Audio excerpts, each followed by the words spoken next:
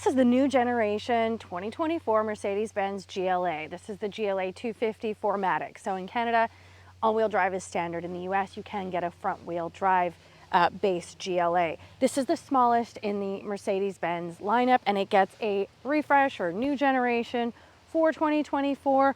We get some grille updates, some rear bumper updates, LEDs, and Mercedes-Benz says it's roomier, sportier, and safer for 2024.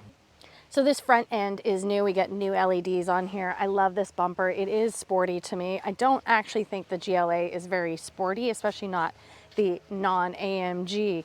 This color is mountain gray, and it is an additional option.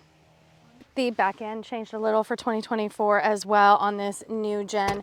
And of course we have a power lift gate and plenty of room back here. For a small SUV, it's really quite spacious. And I love that it is a 40-20-40, which means you can put that center seat down and have room for longer items like skis and whatnot. We also have a tire repair kit underneath here, but not a lot of extra storage. We have lights and a little couple little storage areas, but nothing really significant back here in terms of amenities. The powertrain is also new for 2024. It's now a hybrid, so it gets the Mercedes-Benz mild hybrid 48-volt system. So combined 234 horsepower on this turbo inline 4-cylinder hybrid and 258 pound-feet of torque. So it's not going to win you any races, but I will say it is peppy enough for a little 5-seat entry-level Mercedes-Benz SUV. So no complaints on the peppiness level, no complaints on the space.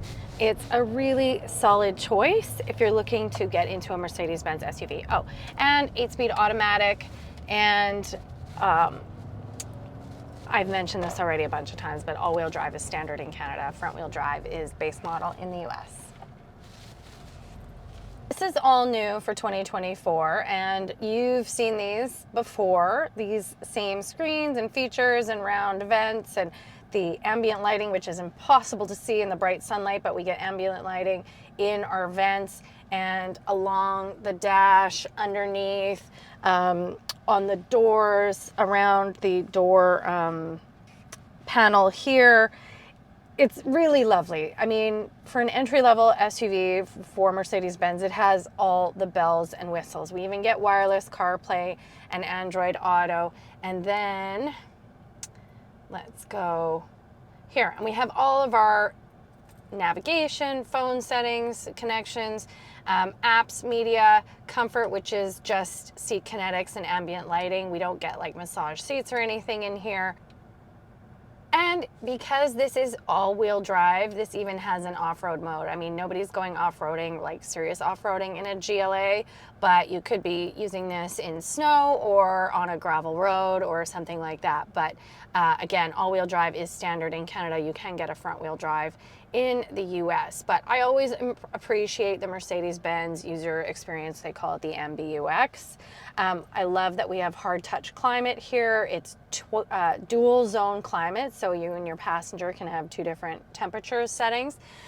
This is just here to hold your phone in place if you put it there for wireless charging.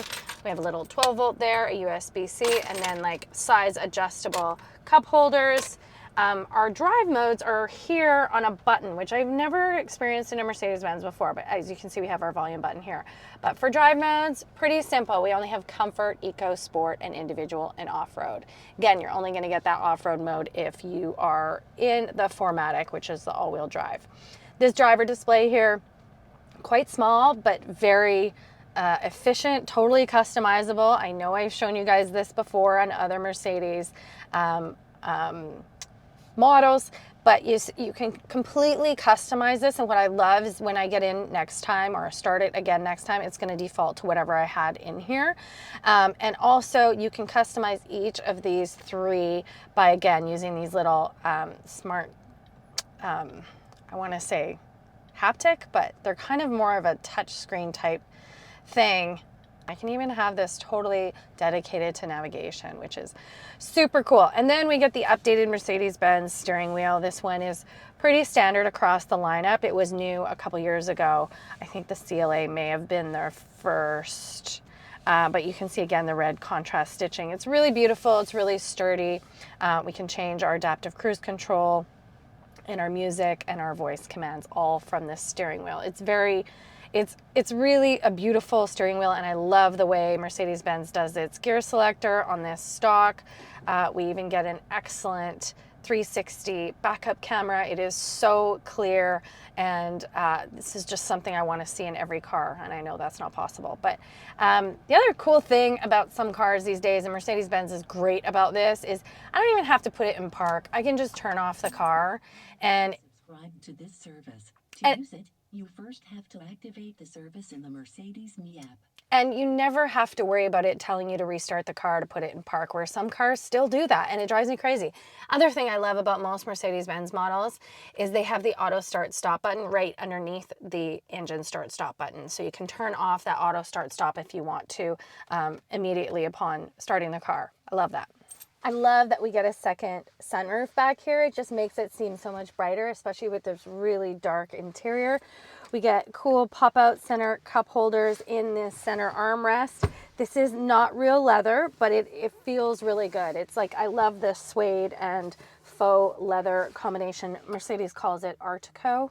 And these seats are on rails, which is really great because it gives you more flexibility with both cargo and passengers. We have vents and some small little storage areas and 2 USB-C chargers. And then, as you can see, quite a significant hump in the middle. So your middle passenger here is not going to have a ton of room, but I have plenty of room. I'm 5'1".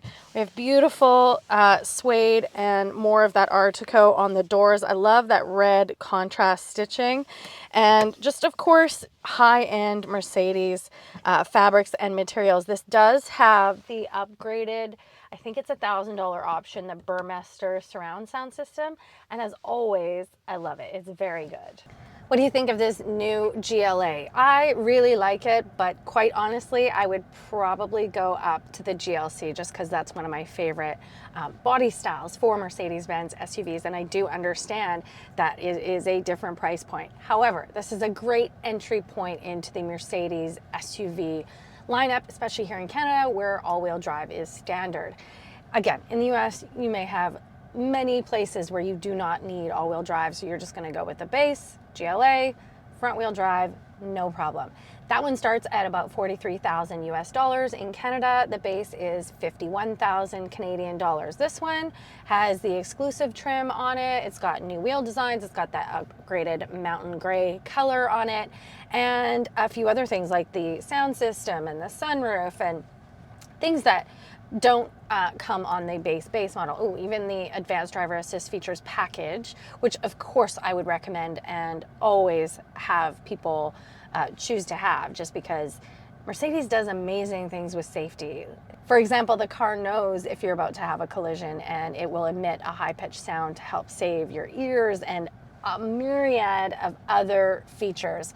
Of course, it has adaptive cruise control and lane keeping and forward collision assist and park assist and emergency braking and all of those things that you would expect in a luxury foreign or European SUV. So this one as spec'd about 63,000 Canadian dollars and about 57,000 US dollars if I spec'd it out correctly. Again, Mercedes-Benz does things pretty differently between US and Canada, but it is the exclusive trim on both. Let me know what you think. Leave me a question or a comment, and we'll see you soon.